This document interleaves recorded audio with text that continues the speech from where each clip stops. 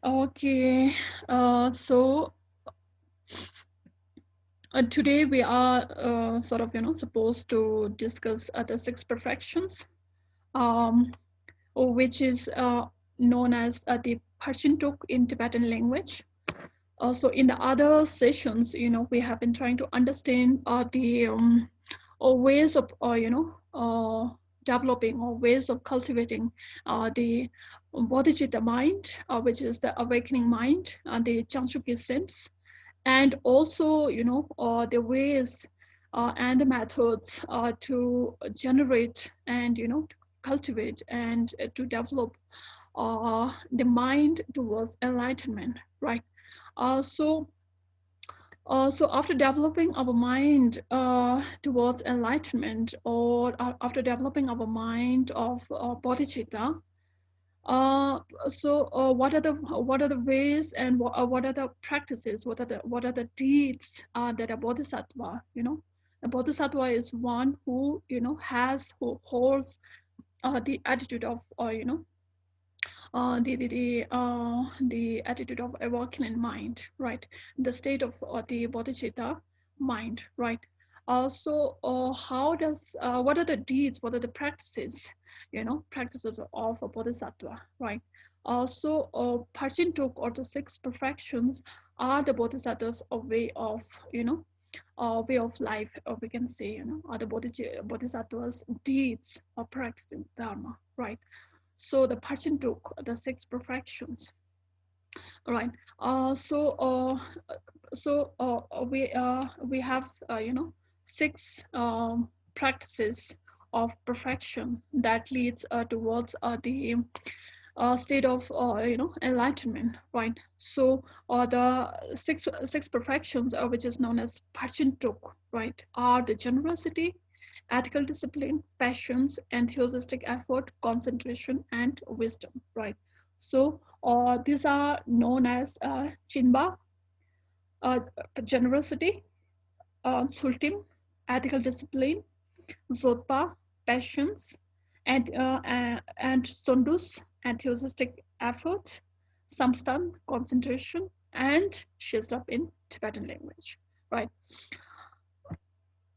So these are the ways, these are the deeds, a bodhisattva practices. These are the perfection. These are the perfect ways that leads towards the attainment of enlightenment, right? So actually, these practices should be based on the on the awakened on the generation of the awakened mind, which is the bodhicitta, right? So the six perfections are basically practiced by the bodhisattvas, unlike the Shravajnana and the Pratyabodhyana, right? So the Pratyabodhyana and the Shravajnanas, they do not practice the six perfections. Of course, they do practice the six perfection, but not in the way a bodhisattva practices, right? Because the motivation, the inspiration, right? Because the state of the mind, or the state of the attitude, right, that differs, right? So a bodhisattva motivates towards the attainment of the enlightenment for the sake of all sentient beings, right? But on the other hand, Sharvagyana and the Pratyabodhyanas, they do practice the perfections, but not with the motivation to attain enlightenment, the perfect enlightenment, the ultimate state of enlightenment, for the sake of all sentient beings, right? So we do know about this, right? So because we already have, sort of uh, discussed this in the previous sessions, right? So because the Pratyek Bodhyanas and the the Shravakyanas, they sort of practice the dharma for their own liberation, right? So on the other hand, the individual who has developed the bodhicitta mind, right? They actually, you know, practice the Dharma with the motivation to attain perfect enlightenment for the sake of all sentient beings, right? So the motivation here differs, right? So the six perfection actually are being, practiced in the Mayan tradition of Buddhism, right? So the six paramitas, right? So the six paramitas, the six perfections in Sanskrit Sanskrit is known as the six paramitas, right? The six paramitas or the transcendent perfections are an essential concept in the practice of the Mahayana tradition of Buddhism, right? So the six, paramitas or the six perfections or the six perfect ways of practicing the Dharma, is one of the essential concept, one of the essential practice in the practice of the Mahayana tradition of Buddhism, right? So the practice of the six paramitas is also known as the vehicle of perfection, right? So the vehicle of perfection, it is known as the Parchingi Thekpa, right? Parchingi Thekpa, right? So the vehicle of perfection. In Tibetan language, it is known as Parchingi Thekpa, right? And these parameters are so fundamental that they are synonym of a Mahayana tradition itself, right? So the practice of the six parameters and the practice of the six perfections are so fundamental in Mahayana tradition of Buddhism that the six perfections are used as a synonym for the tradition of Mahayana itself, right? So when we talk about the Mahayana tradition of Buddhism, the practices that is being followed in that Mahayana tradition are basically the practices of the six perfections, right? The practice of the six parameters, right? So basically, the fundamental practice, the essential, quintessential practice of Mahayana Buddhism is the practice of the six parameters, right? So that's why it is known as the vehicle of the perfection. It is also used as a synonym for the Mahayana tradition itself, right? So so in Essence of Buddhism, it's a book that Trulala Rinpoche has written. So in Essence of Buddhism, Trulala Rinpoche includes 2 chapters on the paramitas, and he states in this book that if we want to obtain enlightenment by becoming a bodhisattva, it is necessary to actualize wisdom and compassion, right? So for the attainment of the enlightenment, right, and to become a bodhisattva, one has to necessarily practice the wisdom and the compassion, right? So the bodhisattvas deeds can be summarized, the bodhisattva's practices can be summarized in the actualization, in the practice of wisdom and compassion, right? That is the method and the wisdom, right? So the method is the compassion, love and compassion, and the wisdom is in the realization of the emptiness, right? So the bodhisattvas,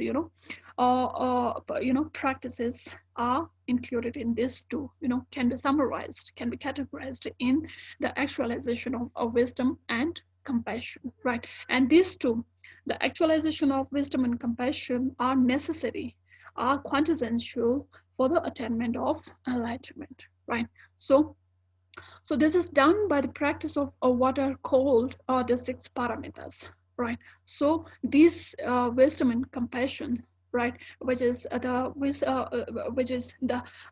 wisdom and the method, taps and shizab, right? So these are done with the practice of the taps and shizab, wisdom and the method, wisdom and the method, which is the compassion, is being practiced through the practice of the paramitas or the transcendental action, right? So the paramitas are also known can be translated is also translated as transcendental actions, right? So the six perfections are the actions, the deeds, the practices of a bodhisattva, right? Of an individual who is a bodhisattva, and a bodhisattva is one who is holding who has generated, who has cultivated the body mind, the bodhicitta, right? Again, the bodhicitta is the state of mind, is an inspirational state of mind that aims towards the attainment of enlightenment for the sake of all sentient beings, right? So so the root word para in paramita in the word paramita is a Sanskrit word, right? Paramita we all know is a Sanskrit word, and it has the root word para, right? Which literal meaning is the other shore, right? Para means the other shore, the other side, the other way, right? So it is the other side of it actually means the para means the other side or going beyond, right? So so so here it means going beyond our own notion of the self, right? So so para means when we talk about the practice of wisdom and compassion, right? So while the actualization of the wisdom, right, the actualization of the shizab, right, uh, is going beyond our mundane understanding of ourselves, right? It is going beyond our own notion of the self, right? Which is knowing the very nature of ourselves, right? Here para means which is going beyond, or which is the realization of the other side of whatever of the aspect of our aspect of the understanding of our own selves, right? So what is that other side, right? What is that other side? Here's a question, right? So from the Buddhist point of view in general, and from the Mahayana point of view in particular, right? So there's a Buddhist point of view, and in that, right, there is a Mahayana point of view also, right? So generally, when we talk about the discussion of the vulnerable truths, there is a general way of understanding the general way of discussing the vulnerable truth, and a particular way of describing or explaining or understanding the vulnerable truth, which is the Mahayana point of view, which goes you know which goes sort of which are deeper, which goes towards the emperor, towards an deeper, explanation of the whole structure, right? So the Mahayana point of view in particular, if we want to progress properly on the path, we need to go beyond our conventional understanding of the self, right? The conventional understanding of the self, conventionally what we think about ourselves, right? Conventionally what we think about the world, right? About the external object. Conventionally, we, what kind of thinking we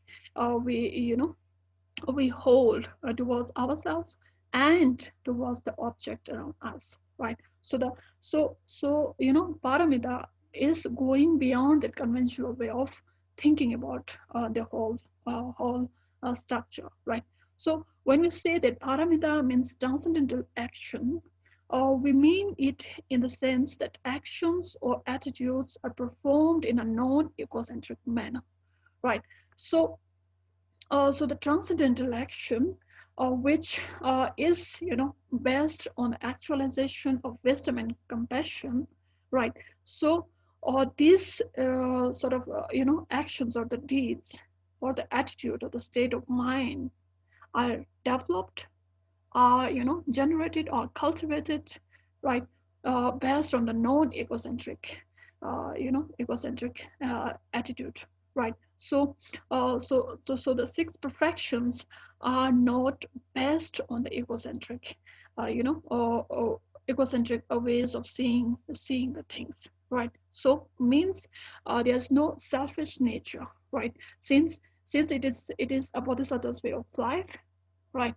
So a bodhisattva's way of life is completely based on the attitude, on the inspirational, state of mind, but which motivates towards bringing happiness, towards benefiting others, right? So it can never be egocentric practice, right? So transcendental does not refer to some external reality, but rather to the way in which we conduct our lives and perceive the world, right? It's a way how we conduct ourselves, how we think, how we perceive the world around us, right? So there are two ways of perceiving the world, either on an egocentric or a non-egocentric way, right? So these are but the practice of the six paramitas are transcendental in the sense that it is based on the non-egocentric way of life, right? So that's why the practice of the six paramitas are also known as transcendental actions, transcendental deeds of the bodhisattvas,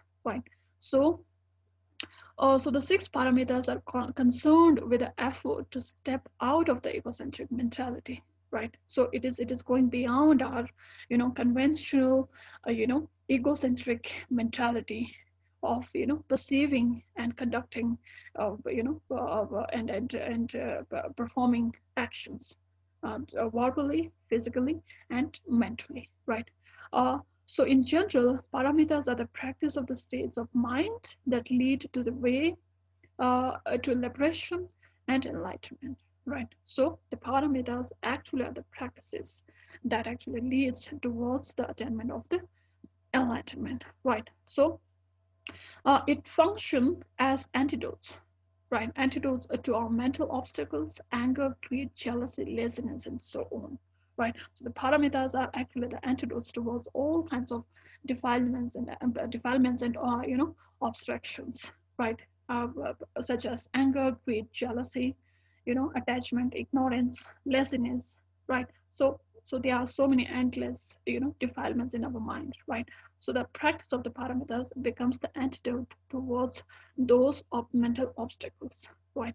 So the practice of the six perfections actually help us in dispelling, in abandoning, in eliminating those mental obstacles, right? So by developing this attitude, we can slowly but certainly realize our full potential, bringing the highest benefit to ourselves and others, right? So the six parameters actually, if we speak it at our level, on general level or on a common basis, right? So we have to, you know, practice this very slowly and generally, and gradually, right? So and then it certainly will, help us to realize our potential, right? So in Buddhism, it says that each and every sentient being has the Buddha nature, right? So it is just the discover. It is the matter of discovering that Buddha nature, right? So the practice of the six perfection will actually or will bring the highest benefit not only to ourselves but to others also, right? So so that's why so that's why the practice of the six parameters becomes necessary, right?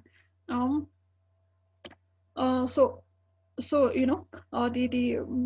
so here the main point, the basic point is that the six parameters, right? The six parameters are which are Jinba, Sultan, Zodba, Subus, Samstan, and Shizab, right? Generosity, ethical discipline, and perseverance, effort, concentration, and Shizab, right? So these are basically the main practices of an individual, uh, you know uh, who has the bodhicitta mind.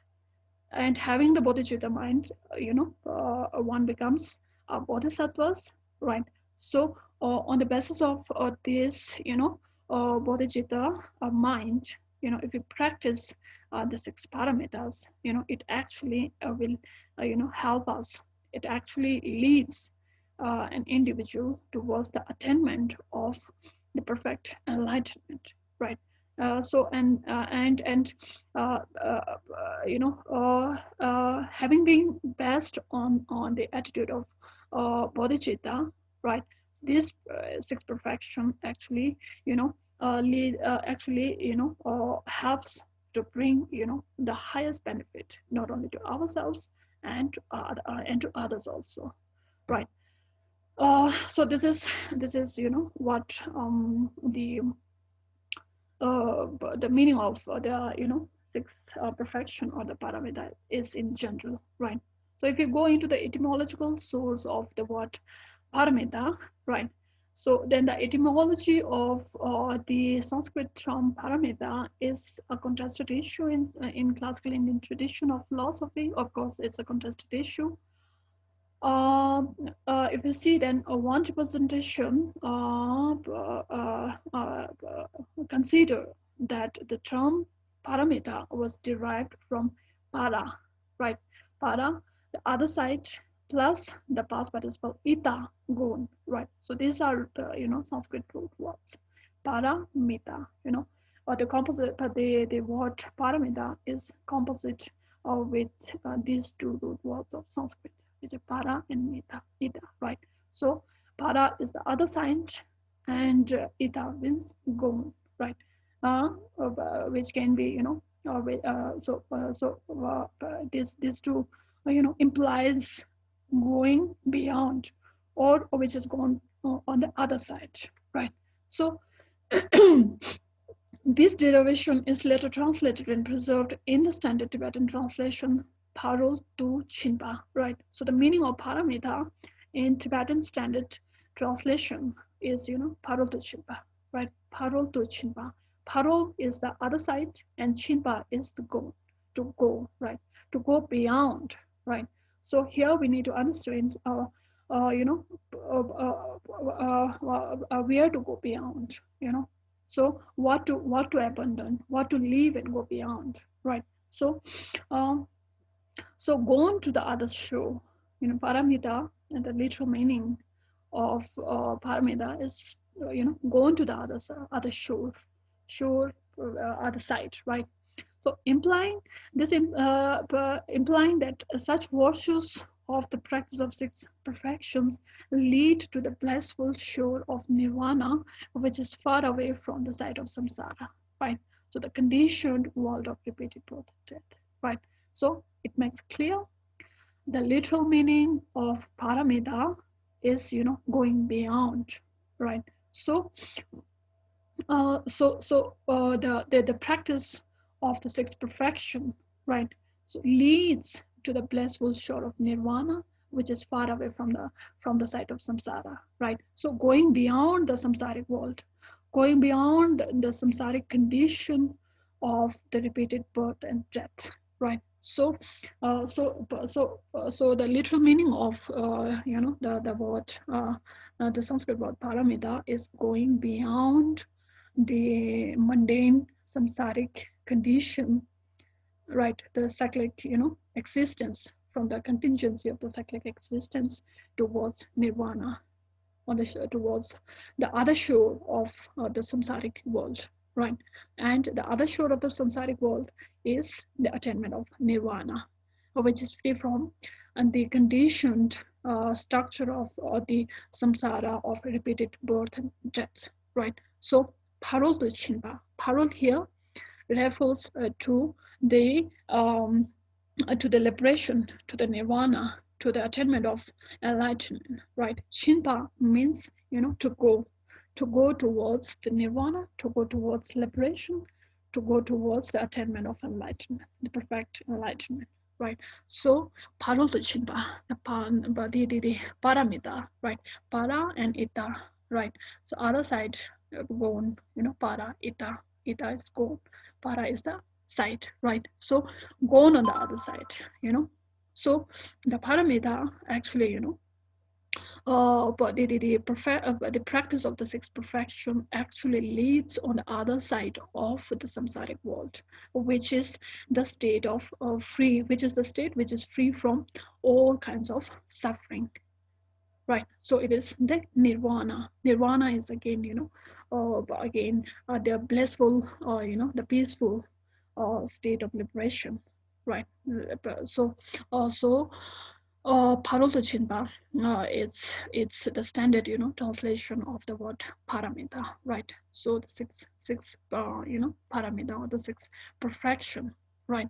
So there's another interpretation of the word paramita, right? So the other interpretations advocated that the etymology of paramita is derived from the term parama, param, right, which means most excellent, highest, primary, or supreme, right? Param.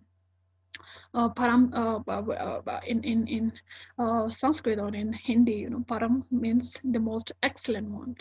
Parampita, usually this is parampita, the highest or the primary or the supreme of the chief, right?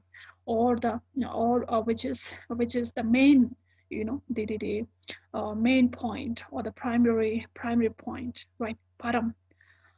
It implies that the parameters are the most, excellent path to lead one to the supreme state of enlightenment, right?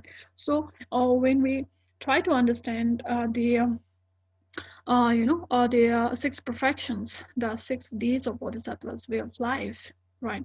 So, but the literal meaning of the word, the etymological meaning of the word paramita, the root word in the paramita, param, shows that the Bodhisattva's way of life is the highest or the most excellent way of life, the supreme way of life, the primary, the chief, way of life, right? So, which actually leads towards the attainment of the supreme state of enlightenment, right? So, and they are the virtues, these are the parameters, the 6 parameters, right? The generosity, the parameter of generosity, the perfection of generosity, the perfection of ethical discipline, the perfection of concentration, and the perfection of wisdom, and etc.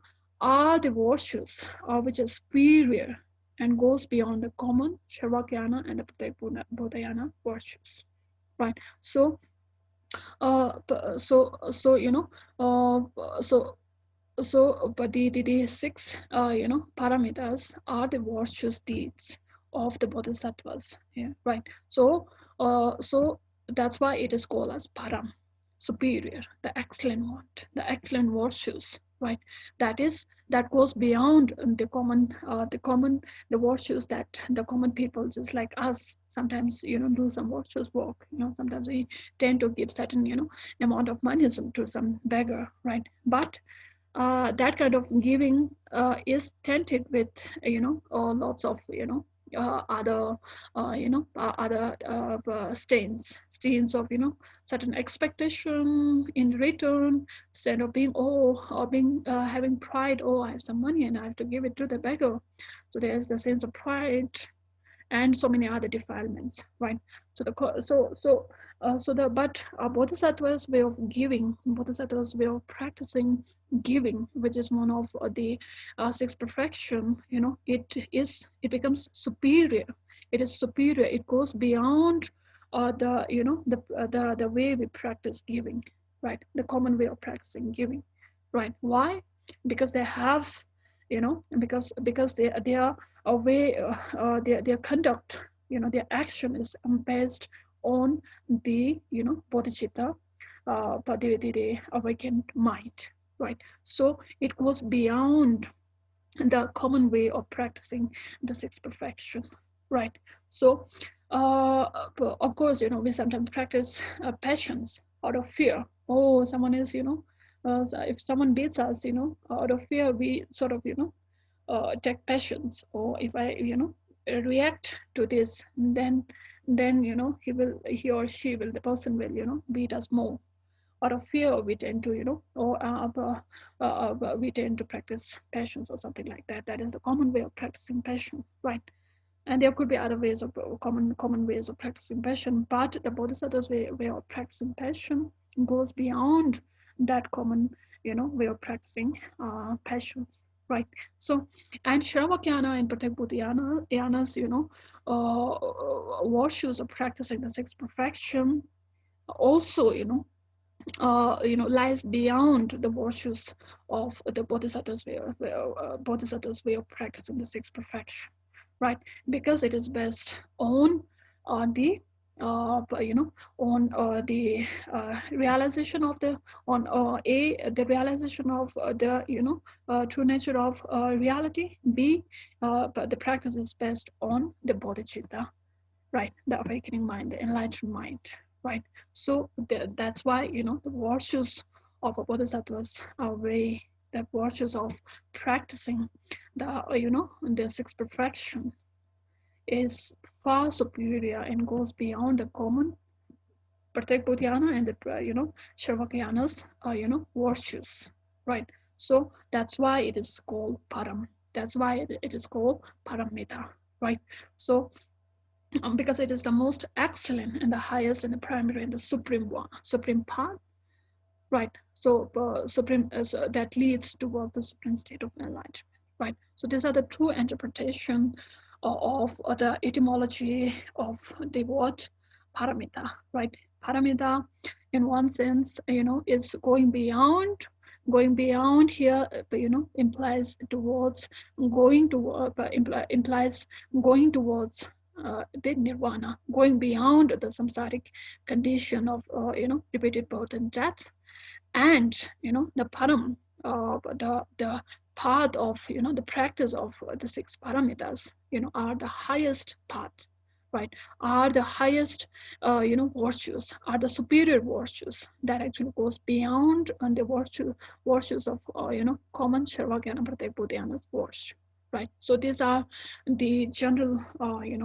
sort of etymological explanation, description of the literal meaning of the word paramita, right? So, uh, bodhicitta is the preliminary and the foundation of the practice of the six perfections, right? Without it, one cannot attain the perfect state of bodhicitta, right? So, since the six paramitas, or the six perfections, or the six transcendental intellections are are the Mahayana. Mahayana is way of practicing the Dharma.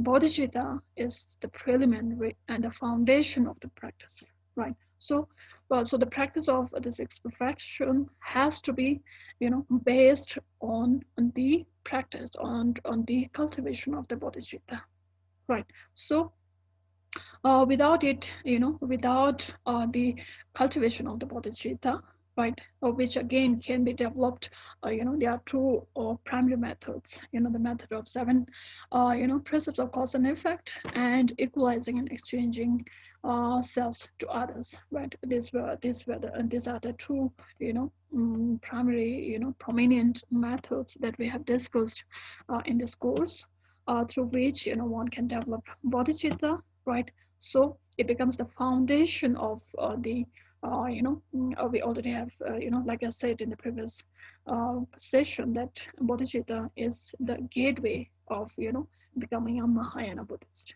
right? So bodhicitta becomes the foundation of, becoming a Mahayana practitioner, right? So a Mahayana practitioner has to practice.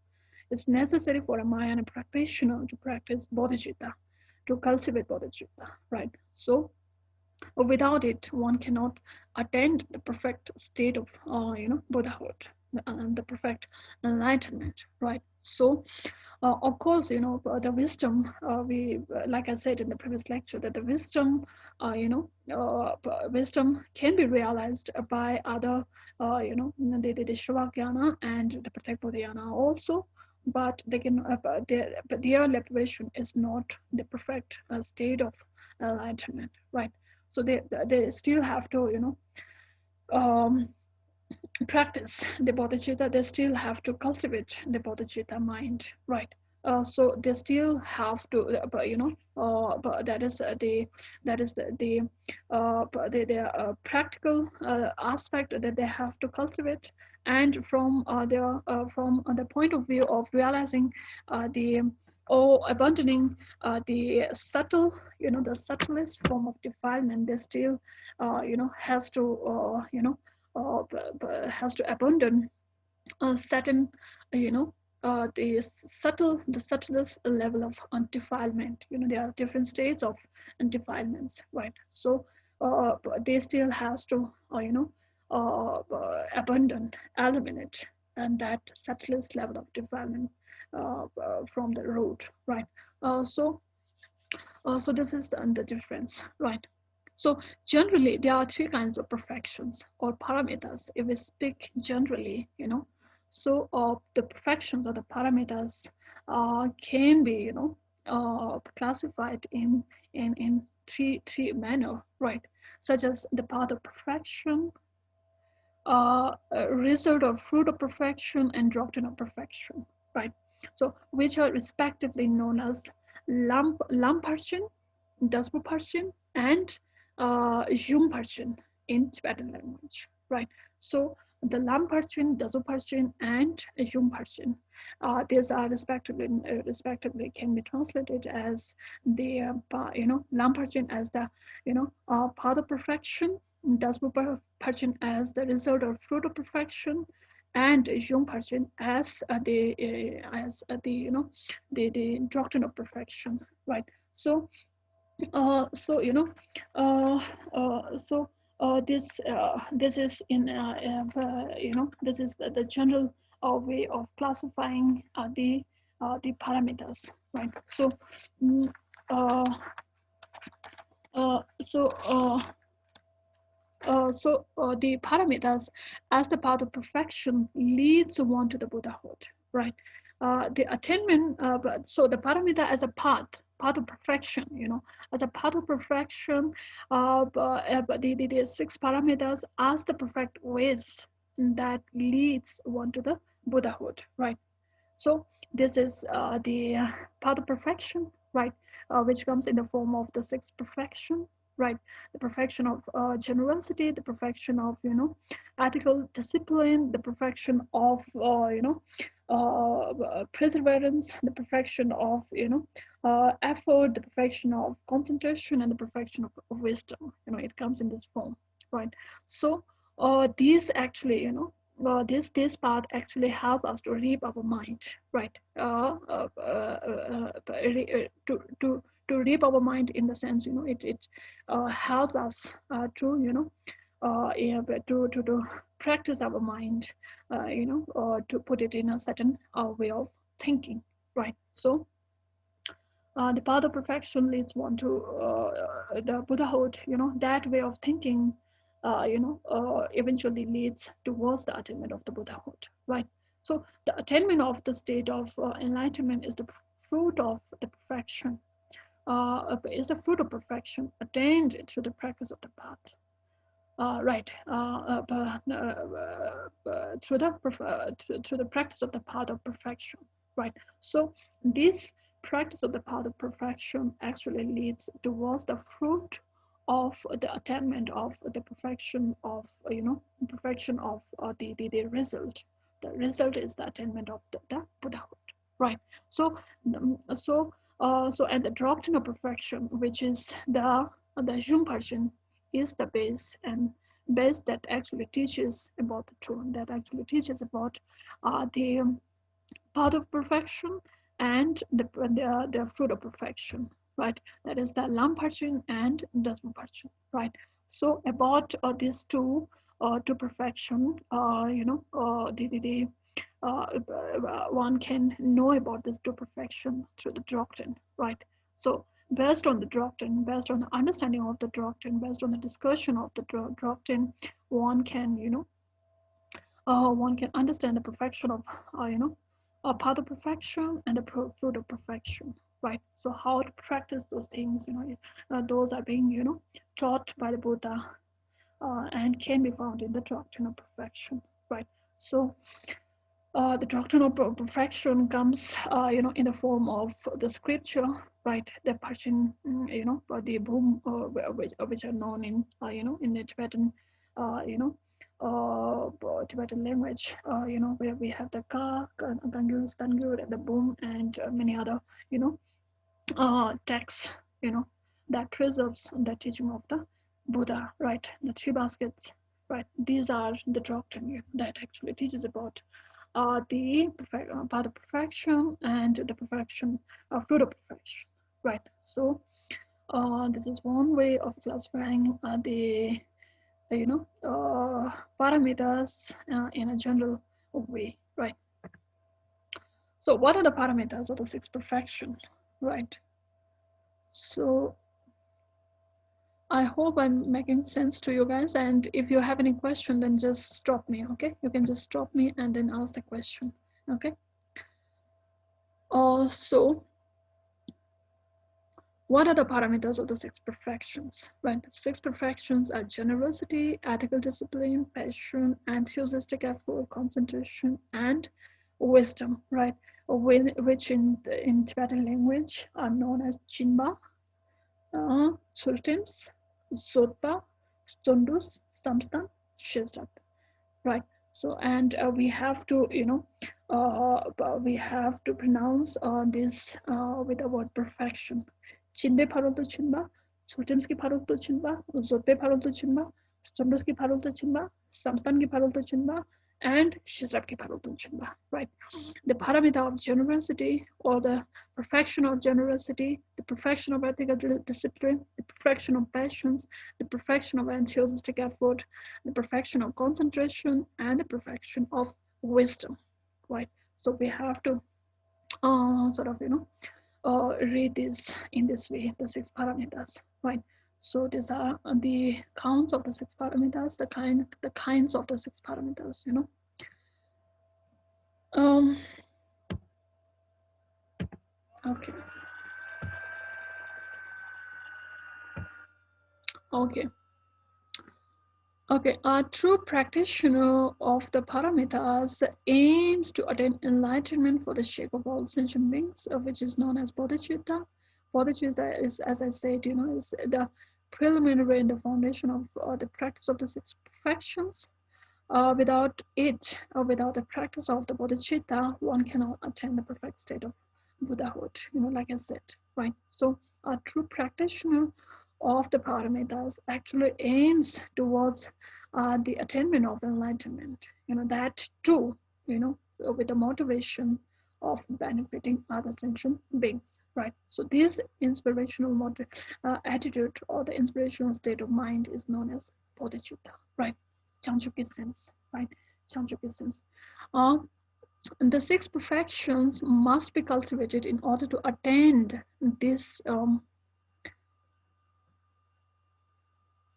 in order to attain uh, these twin objectives of attaining enlightenment and benefiting all other sentient beings, right? So there are two twin objectives of cultivating, of practicing the sixth perfection, right? That is the attainment of the Buddhahood, attainment of the perfect enlightenment, and benefiting all sentient beings. These are the two objectives, right? Therefore, to benefit the innumerable different suffering beings through being enlightened, right? But the suffering beings can be uh, you know, can be, liberated, can be shown the path, only and only after one has, attained enlightenment, right? So it is necessary to achieve the two kayas, in order to benefit all the sentient being, one has to, achieve achieve the two kayas, which are the Rupakaya and Dharmakaya, right? Rupakaya and the Dharmakaya. Rupakaya is attained through the practice of the first five, uh, uh, perfections, and Dharmakaya is attained through the, practice of the last, perfection, which is the perfection of wisdom, which is the understanding of the real nature of all phenomena, right? So that actually leads towards the attainment of Dharmakaya, Shosku, right? Suksku and Shosku. So these are the result, Rupakaya and Dharmakaya, Zuksku and Shusku. These are the result of the practice of their, of the practice of the path of perfection, right? That is the practice of the sixth perfection, right? So to achieve these two results, it is necessary to follow the inseparable path of method and wisdom, right? So taps and shista, method and wisdom. Taps is the method, and wisdom is the shista, right? So the practice of the inseparable path, like I said, the practice of the method and the wisdom has to go together. There has to be practiced simultaneously if one aims towards the twin objectives of attaining perfect enlightenment and benefiting others sentient beings. Right. So these are inseparable parts, basically in the Mahayana tradition, or in the Vajrayana tradition also, right? So the Vajrayana tradition actually comes in the Mahayana tradition, right? So in these two traditions, Mahayana and Vajrayana tradition, the practice of the path of method and wisdom are inseparable, right? They have to go. They have to be practiced together. They have to go together, right? Alone. If one practice the method, it has to be inseparably practiced with the practice of the wisdom, right? So all the Buddha's teachings are included in method and wisdom. Like I said, the first five perfections are the method, and the last perfection, which is the penetrative insight into the reality, is the wisdom, right? So the first, uh, sorry. So the first, five perfections. The perfection of generosity, the perfection of ethical discipline, the perfection of patience, the perfection of enthusiastic effort, and perfection of concentration, right? These are, these are these actually comes under the perfection under the practice of the method, right? So, and the last one, which is the perfection of wisdom, the last perfection is the wisdom, so Thompson shows up all the six paramitas of the six perfection can be categorized in method and wisdom in Thompson shows up, right? So Thompson shows up the method and the practice are the fundamental ways, the fundamental practices, the foundational practice of Mahayana Buddhism, right? So the six paramitas actually, can be summarized in these two, right? In these two ways of, practicing the Dharma, right? Which is the method and the wisdom, right? The first five perfections are also the method to cultivate the skillful means and accumulate merit to attain the wisdom of reality, which is indispensable for the attainment of enlightenment, right? So it says, even to gain the realization of the wisdom, one has to practice, one has to accumulate merits, right? Like, Buddha Shakyamuni himself, first actually, generated his minds for, endless time, endless eons, initially he generated his minds towards enlightenment for endless time, and then after that, after generating his mind towards enlightenment, he has accumulated merits, right, for endless eons or endless time, right?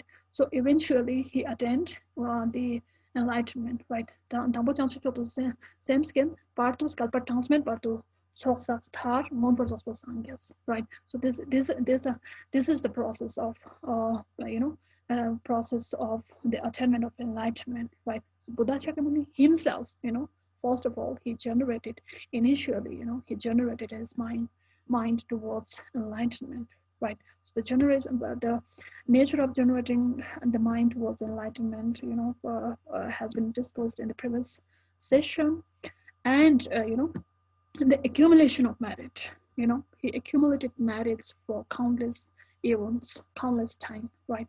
So these accumulation merits can be, accumulated, can be done, by the means of the first five perfections, right? So it says that, even for the realization of the wisdom, the ultimate reality, one has to accumulate merits. Tsoksakpa, accumulation marriage is tsoksakpa in Tibetan language, right? So this is one thing.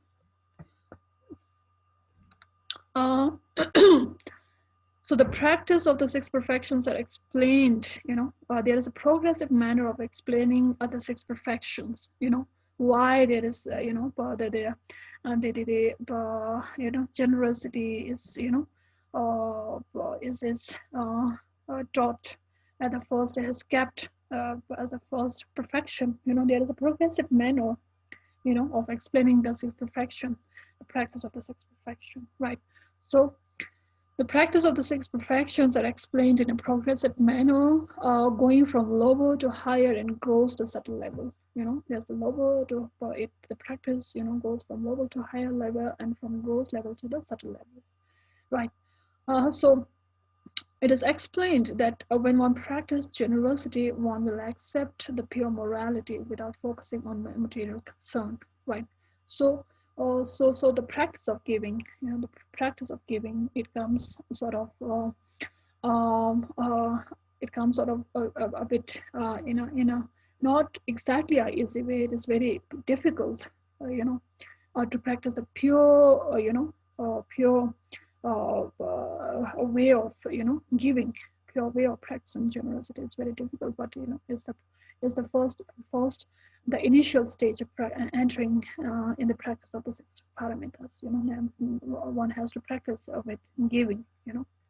So it is explained that when one practices generosity, one will accept the pure morality without focusing on material concern, right? Ethical discipline, which is the second, perfection, the second paramita, gives rise to passion.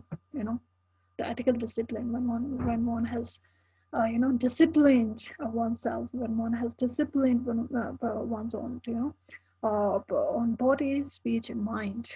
It gives rise to passion, right? When our mind is not disciplined, there cannot be there, but one cannot have passion, right? So the ethical discipline of body, mind, and speech, right? So it gives rise to passion.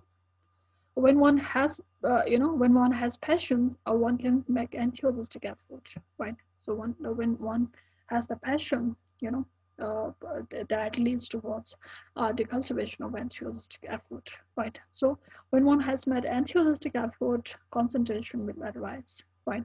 If our mind is not disciplined, right? If our mind has no passions, right? If there is no enthusiastic effort, the concentration cannot be practiced. The concentration cannot arise, right? So to concentrate our mind, we need to discipline our mind. We need to discipline it from wandering from one place to another, right? So we need to focus it, right? So to to bring it into focus, one has to have passion, right? One sit down and try to concentrate one's mind, but one has to have passion to sit for a longer time, for 1 minute, second, 2 minutes, 3 minutes, 10 minutes, right? And 20 minutes, 30 minutes, right? One has to have passion, right? And then to concentrate one mind, one has to push up a mind. One has to have this enthusiastic effort, or we need to put effort to bring our mind on one point, right? To make it focused on one point, right? So, so this enthusiastic effort actually, give rise to concentration, right? So when one is absorbed in concentration, when our mind is completely concentrated, one will perfectly realize the nature of reality, right? If a mind is flickering in nature, if a mind is unstable, if it is wandering here and there from one place to another, from one object to another, if it is not focused, or we cannot focus, we cannot realize the nature of the reality, right? And attain the perfect wisdom, right? So this way, if you see this way, it goes, in a progressive manner. The practice of the sixth perfection goes in a progressive manner, So the ethical discipline, timsni, timsni gudama yo sashinto, sashinto, so the ethical discipline, the practice of the ethical discipline becomes the basis, becomes the basis, just like the earth, just like the earth, which is very strong, which has the endurance, which has the passions, right? But it's become becomes the basis to grow all fruits, right? Similarly, a disciplined mind, a disciplined body, a disciplined verbal, way of conduct becomes the basis of all virtues, right? So the discipline becomes very important. Even in a school, first of all, we discipline the student, right? In the class, right? If there is no discipline in the class, if the student is, wondering, seeing here and there, and he's talking to other student and disturbing other student, if he's disturbing the teacher, right? So if the student is making noises, talk, so those are undisciplined ways, right? So first of all, in a school, a child is being taught is taught how to stay in discipline, right? So the discipline, to discipline our mind, to discipline our body, and to discipline our speech, becomes the basis of all the other virtues, right? So that again can be developed with the practice of the generosity, right? So the generosity is sort of, it actually, chimba, it actually, initiates the way of the practice of the perfection, right? So these are, these are the progressive, this is the progressive way of um, developing or cultivating or practicing the sixth perfection, right? Um, so the practice of the sixth perfection goes from the lower or the gross level of bringing discipline and harmony in one's physical, verbal, and mental states to the higher or the subtlest level of penetrating insight into the nature of reality to attain wisdom, right? So the attainment of the wisdom can only be realized when there is harmony, when there is discipline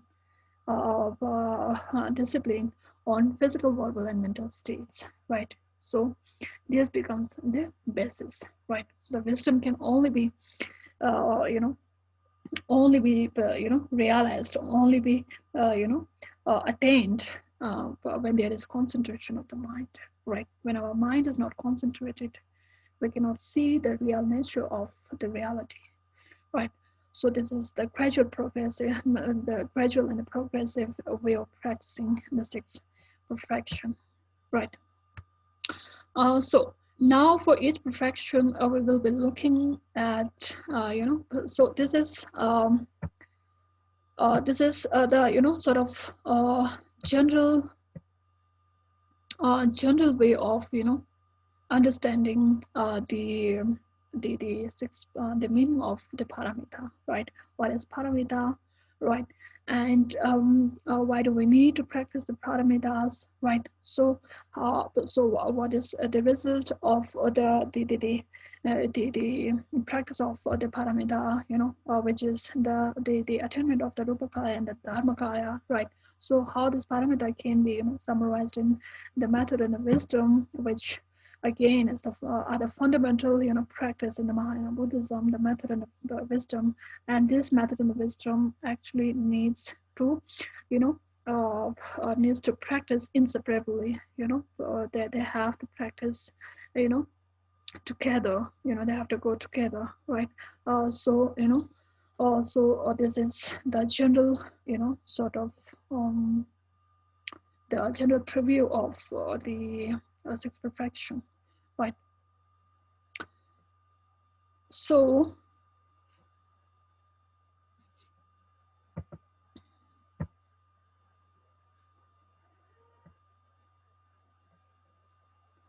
again, again now coming to the explanation of the six perfections individually, one by one.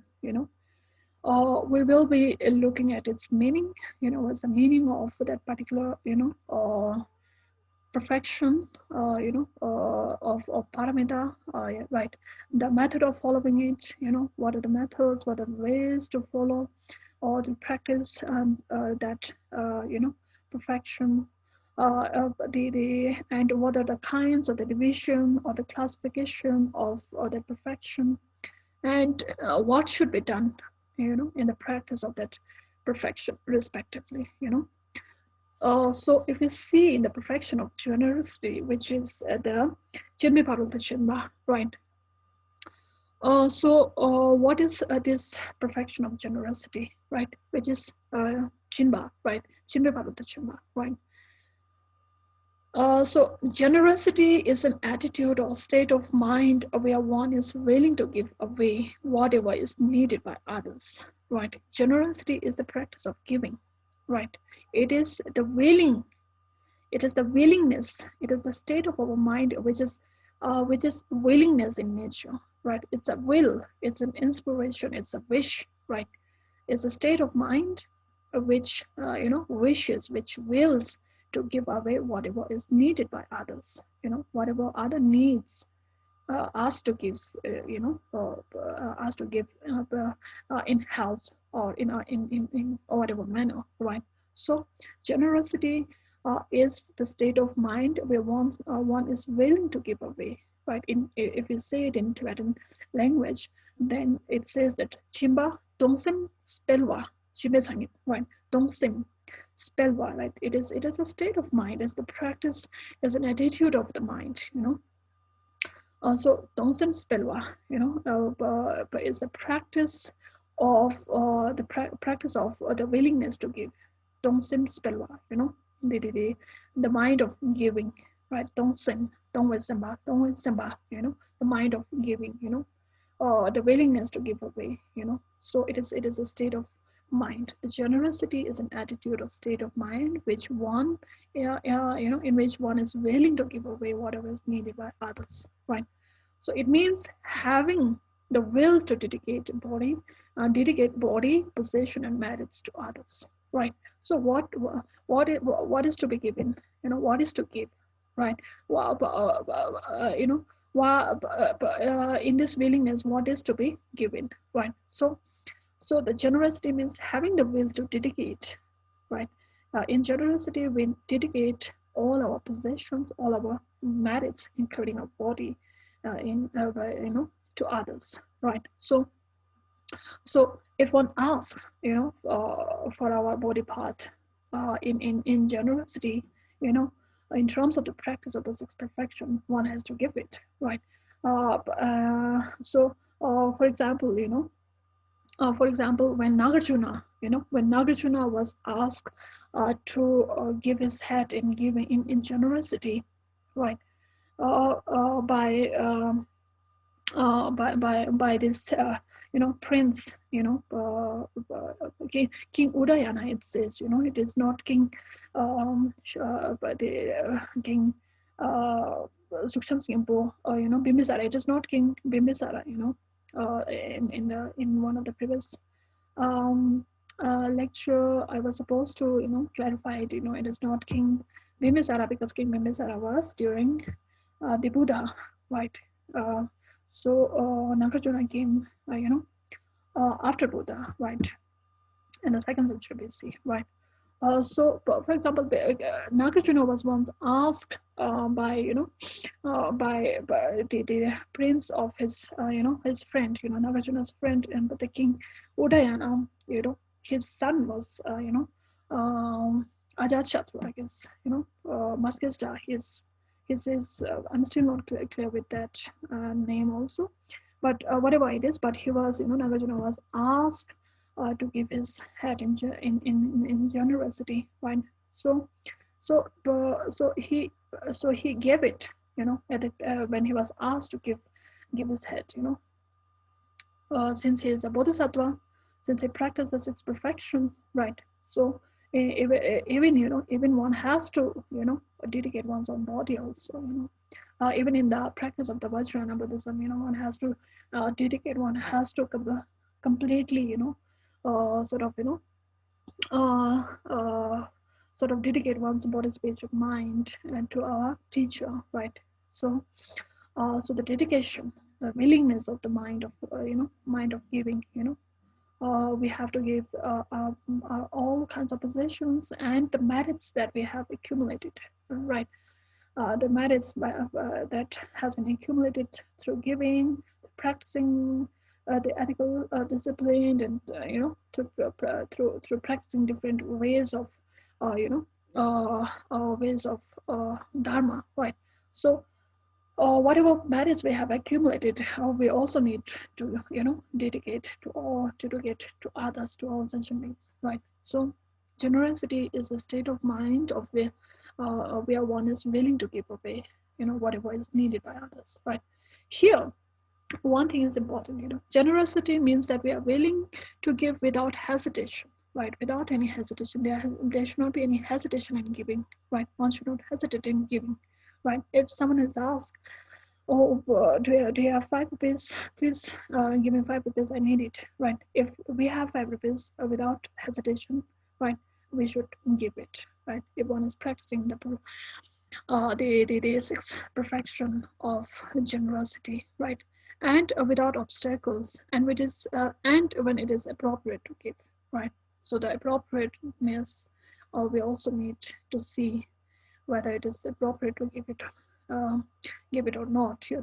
If we come to know that the person is going to buy some, but if we give the money to someone, you know we know that he's going to use it in the wrong way in the sense of, if we give the money, if the person used it to buy drugs or any kind of weapons that harms to others, right, and oneself also. So that's not the appropriate way of giving, right? So that's why it is important, that this requires us to use our discrimination of wisdom also, right? At that particular time, we need we use our wisdom. We need to discriminate the appropriateness of giving at a particular time, also at a particular situation also, right? So practicing generosity doesn't mean that we have to be rich, right? Second thing is that to practice generosity, do we need to be rich? Do we need to have all the monies of the world? Do we need to have all the prosperity of the world? No, we do not, right? So it doesn't mean, practicing generosity doesn't mean that we have to be rich. Even if we are extremely poor and having nothing to offer, or we can still have the willingness to give. Even a poor person who doesn't have anything can still practice and develop generosity, right? So how? So whatever, whenever we see, how can it be done? How can it be done? How can a poor person generate, generosity, right? So whenever we see a sunset, a beautiful sunset, right, or we can be generous in wishing that everybody else could enjoy it, right? There's nothing, nothing to go. You cannot buy, you cannot give money to, make a wish that the beautiful sunset be enjoyed by everyone. There's a wish, right? It's again a willingness. You're willing to share that particular enjoyment. You're enjoying the sunset, and then you are sending this wish. Oh, everyone should, may everyone enjoy this beautiful sunset. It is again a dedication, right? It is again we can dedicate that beautiful sunset. We can wish, that beautiful sunset to everyone, right? To enjoy, right? So, we can do the same thing with beautiful landscapes, good weather, delicious food, and so on, right? So this is having a good vibe. This is having a good thinking, right? This having a good thought, right, about other people, right? So it's being generous. Being generous is not uh, particularly need to be having us, grows, money in our hand. We can we can. It's a wish. It's a state of mind, right? So we can wish a good weather, we can wish a delicious food, and we can, wish a beautiful landscape and a beautiful sunscape and a beautiful flower, all the beautiful, stuff, all the beautiful things in the world we can dedicate to others, right? May all our sentient beings, you know, enjoy all good things, all beautiful weather, all delicious food, right? So this is the dedication. The dedication is also part of the practice of generosity. We do not need to be rich. We do not need to spend money, right? So this all counts as generosity, right? We can be generous not only with the things we own ourselves, right, but with the things that don't belong to anyone, right? The mountain, right? The wild, the wildflowers, they do not belong to anyone, right? So we can dedicate, we can make a wish. Oh, may everyone enjoy this wildflower. May everyone enjoy this, beautiful weather. Beautiful weather doesn't belong to anyone, right? So it is a wish. It is a dedication, right? And it's part of the practice of generosity, right? But if we do actually have something that can be of help to someone else and they need it, then we don't just imagine giving it to them. We actually give it, right? So if someone is in actual need, right, or if we actually have the object or the money to give, we should give it, right? We should give it in the practice of generosity, right? So generosity is the opposite of miserliness. So what is it? What is the willingness of the mind, the willingness of willingness, which is a state of mind to give away whatever we have, is the opposite of the miserliness, right? Or opposite of being greedy, right? So, which is an unwillingness. The miserliness is the opposite of generosity, which is an unwillingness, right? Generosity is the willingness of the mind, right? Miserliness, the unwillingness, right? One is reluctant in giving. One is hesitant in giving one's money to other, right? So the miserliness is the unwillingness to share anything with or give anything to anyone else, right? So this miserliness is usually accompanied with a defilement of attachment and self-centered attitude. Or if I give my money to other, in even if the other person is in great need of the money, what if what if it exhausts? What if my money finishes? So what will I do, right? So this money is mine. This is attachment. I cannot give it to the other person. I cannot give it to other. This is mine, right? This is my money, right? No one can have it. Only I can have it, right? And if I give it to the other, give it to him, give it to other, what will I do? You know. So so so so these are the defilements. These are the self-centered attitude comes, along with accompanying the miserliness, which is the opposite of generosity, right? The self-centered attitude, which is again because of not knowing or realizing the true nature of phenomena, right? Obviously, the real ignorance, which is not knowing the true nature of phenomena, becomes the root of all the other defilements, right? So the self-centered attitude, the miserliness, the attachment, the defilement of attachment is again, because of this, not because of this ignorance, So this is the meaning of generosity, right? Tongwe simba, tongsim spelwa, right? So, like I said in the previous, session, that but the geshe-la, the Kadampa geshe, they used to practice generosity by giving, one, by giving his, cup from one hand to the from right hand to the left hand, by practicing. Even if it says that the subtle miserliness, the greediness, it lies in our mind, our mind has this subtle greedy towards, the miserliness, the clinginess, the attachment towards the object, or that doesn't go, very easily, And the Kadamba Geshe they used to practice, giving by giving one object from his right hand to the left hand, you know.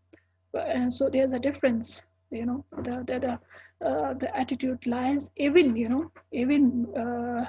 in terms of giving one object from one hand to another, from the right hand to the left hand, right? So this is the way of giving, practice of giving, right? So in one of the session, one candidate or one participant also asked the question, why do we offer water in the morning, right? So these are the ways, these are the, means to practice giving, right? So the method or the way to practice perfection of generosity is only by developing the will to give in many ways. So what are the ways to practice it? It is on the way is only by developing the will to give, right? Shantideva says, one passes into nirvana by dedicating all, one's mind, achieves enlightenment at the same time, living all, we have to live all, right? So is the best to dedicate to sentient beings.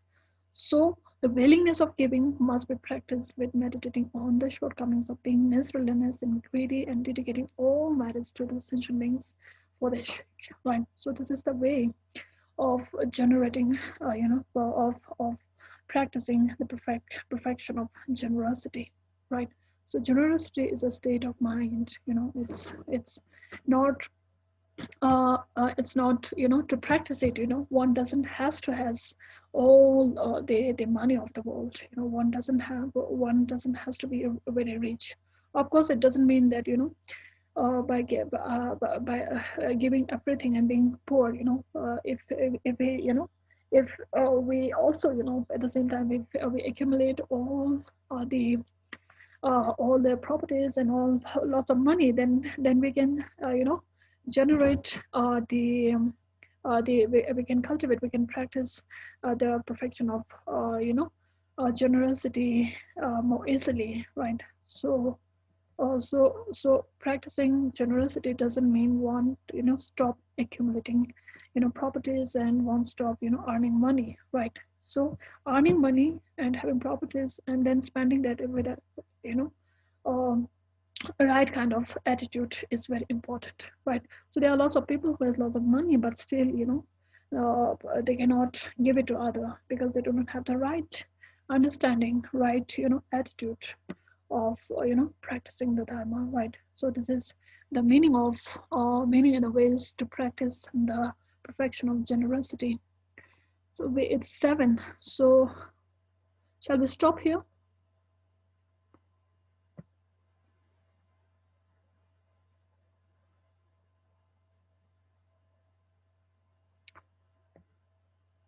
I think we'll stop here, then we will continue tomorrow. Okay. Okay. Okay. Okay, ma'am. I hope I made some sense in, making you understand the meaning of dharma. Yes. Okay.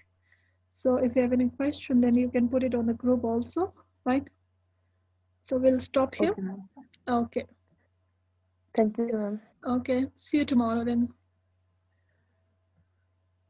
Okay. Thank you. Bye, everyone. Okay. Bye bye.